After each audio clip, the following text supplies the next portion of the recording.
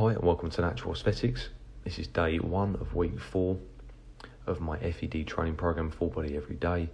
And on this particular day I work up to 3 sets of 9 on each of the 4 main exercises, followed by some calf training. Now the weights I'm using here are determined by my performance on the last set of last Monday's session. And if you watch my last video you'll see that. I work up to an AMRAP set, as many reps as possible, or a set of failure.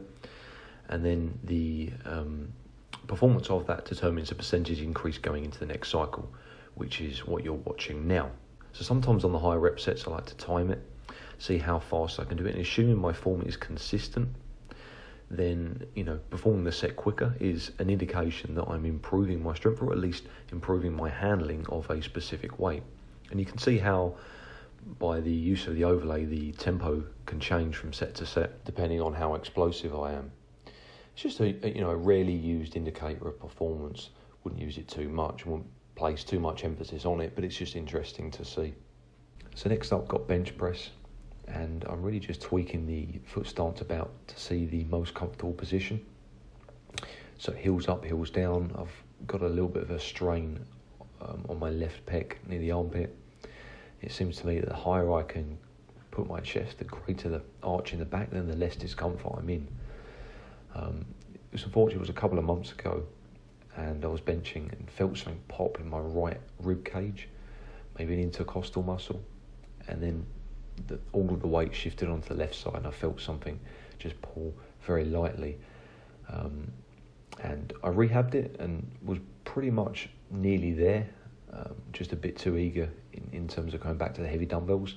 If I'd give it another week, I would be fine, but it seems like it's just regressed a couple of weeks, so probably won't be doing any heavy dumbbells. It's that first rep on the dumbbell press that causes the most discomfort, so I'll allow for those for the next week to 10 days, but I'll be doing dumbbell flies, very, very light, 20 to 30 reps, more or less every day between now and then, icing it where possible and trying to get as much massage work done on the pec and the deltoid. And that generally helps pretty damn quickly. The main issue that I had was just returning to the heavier loads too soon. You'll find that you have to work through injuries, guys. You have to kind of manipulate your training to work around aches and pains and niggles. You can't stop training because you're not going to see any progress.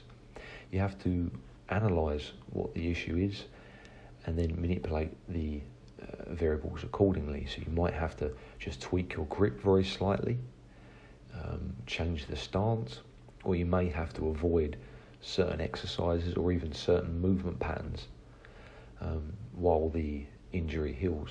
And it's up for you to decide how serious it is and the action that needs to be done to ensure proper healing.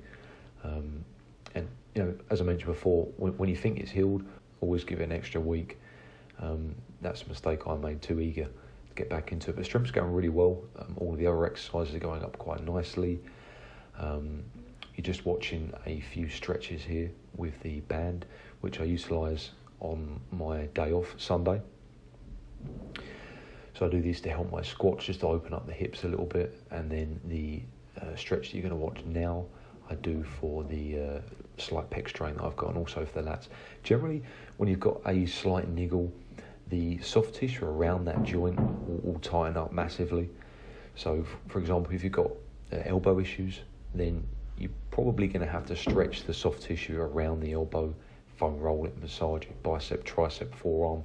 Likewise, if you've got knee pain when you're squatting, a lot of the time it will just be a case of loosening the soft tissue around that joint, quads, hams, calves.